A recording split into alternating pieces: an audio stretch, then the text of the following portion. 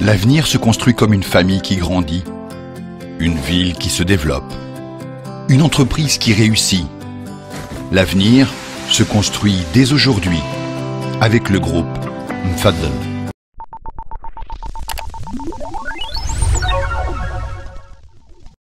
Banques, assurances sont aussi ouvertes à un certain nombre de nos ingénieurs diplômés. Voilà. Donc voilà, se présenter peut-être dans les grandes lignes. Alors, notre principal niveau d'entrée, c'est en post-bac, mais si on n'est pas admis en post-bac, les portes ne sont pas fermées. C'est-à-dire qu'on a une deuxième grosse vague d'entrée qui est au niveau de la troisième année, c'est-à-dire à bac plus 2. Après des classes préparatoires aux grandes écoles, après des licences, éventuellement après des formations de techniciens, DUT, principalement quelques BTS. Voilà, donc pour le niveau d'entrée dans nos écoles.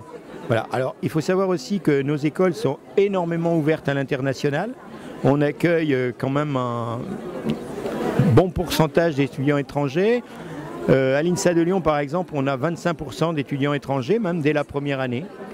Et puis après, on a l'ouverture sur l'international par énormément d'accords avec des universités étrangères et une obligation pour tous nos diplômés, pour tous nos élèves ingénieurs, une expérience à l'international minimum. Sorti ma petite feuille.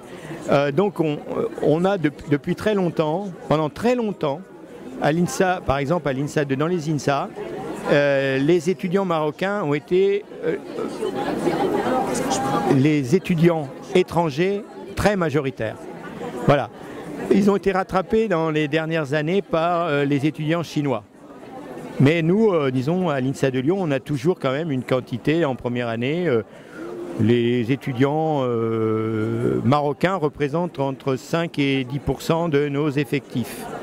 Hein, entre ceux qui ont le bac marocain, principalement des sciences maths, mais aussi quelques sciences physiques depuis 2 ans, et puis les Marocains qui sont dans le lycée français et qui passent le bac S français.